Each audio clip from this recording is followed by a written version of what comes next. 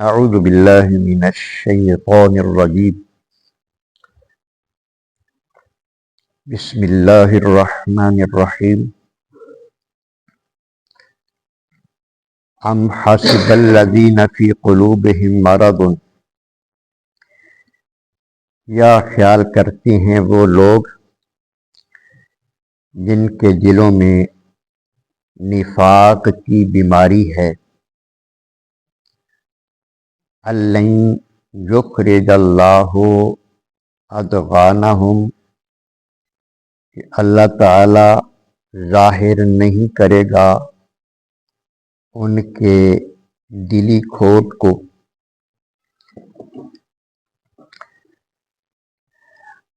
اس آیہ کریمہ میں اللہ تبارک و تعالی منافقوں کا حال بیان فرما رہا ہے۔ سورہ محمد کی آیت نمبر 29 ہے۔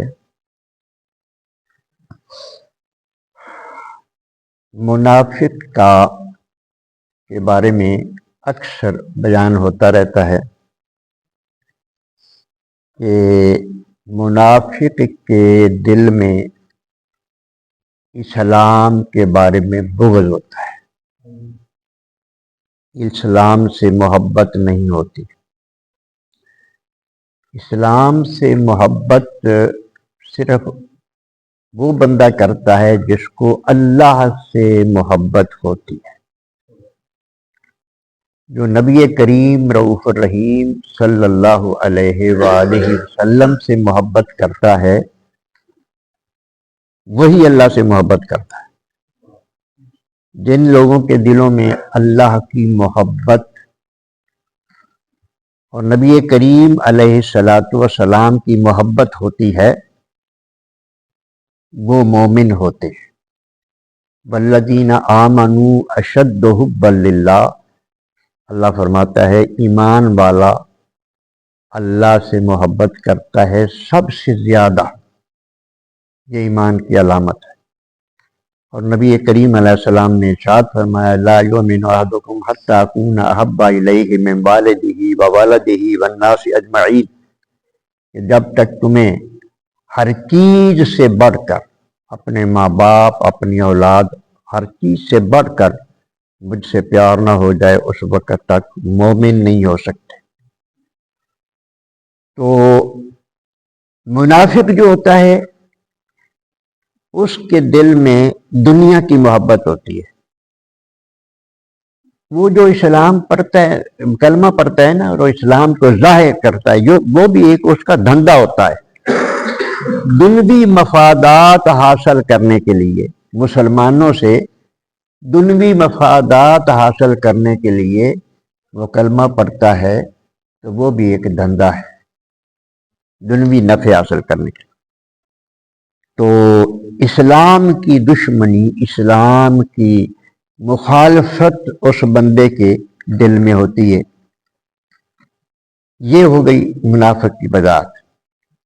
نبی کریم علیہ السلام نے اور بھی وضاحت فرمائی ہے کہ جب بات کرتا ہے تو جھوٹ بولتا ہے، جب عہد کرتا ہے تو غدر کرتا ہے، دھوکہ دیتا ہے، جب وعدہ کرتا ہے تو وعدہ خلافی کرتا ہے، جب اس کے پاس امانت رکھی جائے تو اس میں خیانت کرتا ہے۔ یہ بھی ارشاد فرمایا کہ جب کسی سے جھگڑا کرتا ہے تو گالی گلوچ کرتا ہے۔ یہ ساری علامتیں ہیں منافقت، یہ ساری منافقت کی علامتیں ہیں۔ ایک سچے مومن کو ان سے بچنا چاہیے۔ مومن کو نہیں چاہیے کہ وہ اس بات کو پسند کرے کہ منافقت کی کوئی علامت بھی اس میں پائی جائے، بچنا چاہیے ان علامتوں سے۔ اب اللہ تبارک و تعالیٰ ارشاد فرما رہے ہیں کہ کیا خیال کرتے ہیں یہ لوگ جو منافقت جو ہے نا سینے میں جو ہوتی ہے، دل میں ہوتی ہے، اس کو اللہ پاک نے بیماری قرار دیا ہے۔ ام حسب الذین فی قلوبہم مرض، کیا گمان کرتے ہیں وہ لوگ جن کے دلوں میں بیماری ہے، یعنی جن کے دلوں میں نفاق ہے۔ بیمار دل ہوتا ہے وہ جس میں منافقت ہوتی ہے۔ الَّن یخرج اللہ ادغانہم، کہ اللہ نہیں ظاہر کرے گا ان کے دلوں کے کھوٹ کو، اللہ ظاہر نہیں کرے گا۔ منافق کی کوشش کیا ہوتی ہے کہ میرے اندر کی کیفیت چھپی رہے، کسی کو پتہ نہ چلے میری منافقت کا، اس کا یہ خیال ہوتا ہے۔ اللہ فرماتا ہے یہ نہیں ہو سکتا، منافقت اس کی ایک نہ ایک دن ظاہر ہو جاتی ہے، لوگ دیکھ لیتے ہیں کہ یہ منافق ہے۔ وَلَوْ نَشَاءُ لَأَرَيْنَاكُمْ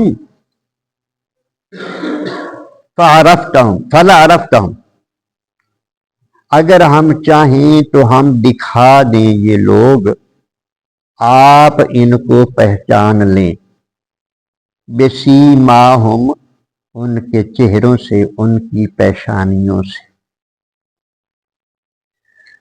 وَلَتَعْرِفَنَّهُمْ فِي لَحْنِ الْقَوْلِ، اور آپ ضرور پہچان لیا کریں گے انہیں ان کے انداز گفتگو سے،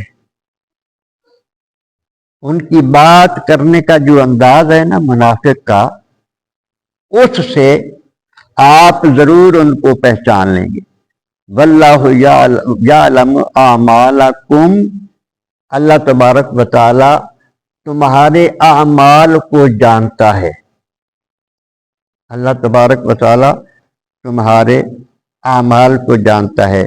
حضرت انس رضی اللہ تعالی عنہ ارشاد فرماتے ہیں، ما خفی علی النبی صلی اللہ علیہ وسلم بعد هذه الآیت احد من المنافقین۔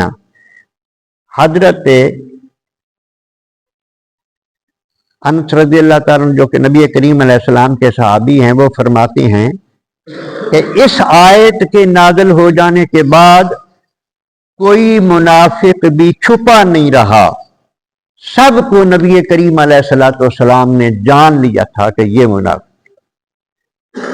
اور ان کی پھر یہ ہوا کہ نبی کریم علیہ السلام نے ایک دن ارشاد فرمایا، حدیث پاک میں آتا ہے کہ میرے اوپر میری امت ظاہر کر دی گئی، میری امت مجھ پر ظاہر کی گئی اور میں نے ان کو پہچان لیا،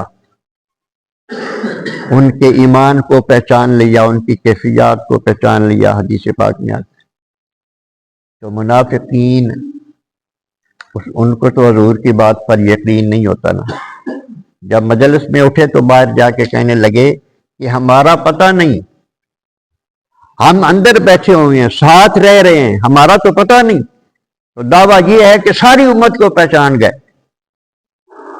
نبی کریم علیہ السلام نے پھر آپ ممبر پہ کھڑے ہو گئے، سب کو بلا لیا، صحابہ ممبر پہ کھڑے ہو گئے۔ نبی کریم علیہ السلام نے ارشاد فرمایا، کچھ اس قوم کا کیا حال ہوگا جو میرے علم پر اعتراض کرتی،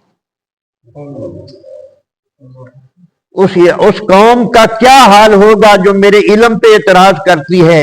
آؤ سلونی اما علی العرش، زمین تو زمین رہ گئی، عرش کی بات مجھ سے پوچھو تو میں تمہیں جواب دوں گا۔ اب جب حضور جلال میں آتے تھے نا، جب جلال میں آتے تھے نبی کریم علیہ السلام، ہمارا غصہ ہوتا ہے، حضور کا جلال ہوتا تھا، تو صحابہ ڈر جاتے تھے، کانپ جاتے تھے۔ یہ جب معاملہ ہوا تو حضرت عمر فاروق یوں گھٹنوں کے بل کھڑے ہو گئے، ایسے ہاتھ جوڑ کے کہ یا رسول اللہ، کسی بدبخت نے اعتراض کیا ہوگا، ہم تو مانتے ہیں آپ کے علم کو، آپ کے علم غیب کو مانتے ہیں جو اللہ نے آپ کو دے رکھا ہے، آپ پر اللہ پاک نے سب کچھ واضح فرمایا۔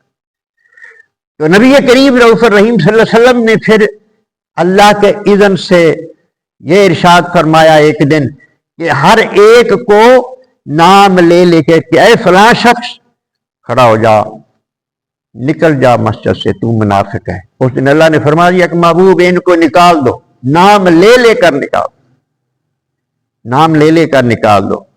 یہ پھر نکال دیے گئے، یہ عبداللہ ابن ابی بھی نکال دیے، اللہ اکبر۔ اور یہ بہت بڑا بدبخت تھا یہ منافق، یہ جا رہا تھا، کچھ صحابہ راستے میں ملے تو کہنے لگے اتنا غصے میں نہ آ، تباہ ہو جائے گا، برباد ہو جائے گا، جہنمی ہو جائے گا، ہمارے ساتھ چل، ہم حضور سے عرض کرتے ہیں، تو معافی مانگ لے، تجھے معافی ہو جائے گی۔ اب وہ کہتا ہے مجھے کوئی ضرورت نہیں ان سے دعا کرانے کی، مجھے کوئی ضرورت نہیں ان سے دعا کرانے کی۔ اب اللہ تبارک و تعالیٰ کو اس پر اتنا غصہ آیا کہ جب اس کے بارے میں عرض کی گئی، اس کے صاحبزادے، وہ صاحبزادہ جو تھا وہ سچا مسلمان تھا، عبداللہ تھا اس کے نام، عاشق رسول تھا حضور کی بارگاہ میں، اس نے جب مرتے ہوئے خود کہا تھا کہ حضور سے میرے لیے دعا کروانا، تو اس نے عرض کیا تو حضور نے فرمایا ٹھیک ہے دعا کریں گے، کیونکہ حضور یہ درد رکھتے تھے قوم کا۔ تو اللہ نے اپنے حبیب کو ارشاد فرما دیا کہ محبوب اب اس کے لیے 70 مرتبہ بھی دعا کریں گے تو میں نہیں بخشوں گا، کیونکہ اس نے کہا تھا کہ مجھے اس کی محمد کی دعا کی ضرورت نہیں ہے، جس کو آپ کی ضرورت نہیں ہے میں اسے نہیں بخشوں گا۔ اور پھر اللہ اکبر، اللہ پاک نے یہ بھی ارشاد فرمایا، بعض لوگوں کا خیال ہے کہ منافقوں کا نہیں پتا نبی کریم علیہ السلام کو، مفسرین فرماتے ہیں اللہ نے جب یہ فرمایا نا کہ لا تصلی علی احد منہم مات ابدا ولا تقم علی قبرہ، محبوب آج کے بعد کسی منافق کی نماز جنازہ بھی نہیں پڑھانی اور اس کی قبر پہ بھی کھڑے نہیں ہونا۔ تو مفسرین فرماتے ہیں کہ اس آیت پر اس وقت تک عمل نہیں ہو سکتا جب تک حضور کو منافقوں کی ہر حرکت کا پتہ نہ ہو۔ منافقوں کی مکمل طور پر پہچان ہوگی تو حضور اس آیت پہ عمل کریں گے، پھر منافق کی نماز جنازہ نہیں پڑھائیں گے اور منافق کی قبر میں بھی نہیں جائیں گے۔ حضور کو پتہ ہوتا ہے یہ قبر منافق کی ہے، پھر آپ نے اللہ نے حکم دے دیا کہ منافق کی قبر پر بھی کھڑے نہیں ہونا۔ ہم تو ایسے لوگوں کے بھی جناب بڑے ان سے بھی پیار کرتے ہیں، جنازے پڑھاتے پھرتے ہیں ان کے۔ اللہ تبارک و تعالیٰ اس منافقت سے ہمیں بچائے، سچے مومن بن کر زندگی گزارنے کی توفیق عطا فرمائے۔